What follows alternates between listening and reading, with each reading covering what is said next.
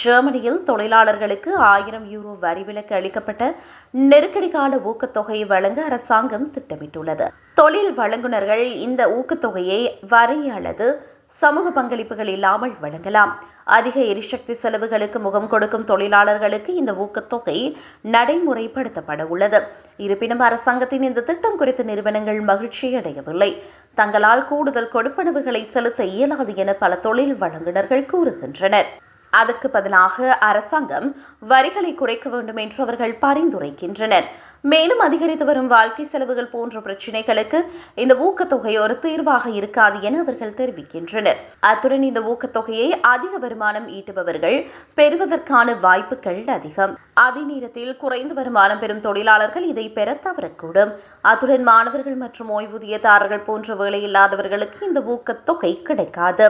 எனவே இந்த ஊக்கத்தொகை அனைவருக்கும் சமமாக இருக்காது என சிலர் கூறுகின்றனர். மேலும் இந்த ஊக்கத்தொகை ஒரு குறுகிய கால தீர்வு மட்டுமே என்று தொழிற்சங்கங்களும் கூறுகின்றன. எனவே சிறந்த நீண்டகால ஆதரவு தேவை என தொழிற்சங்கங்கள் தெரிவித்துள்ளன.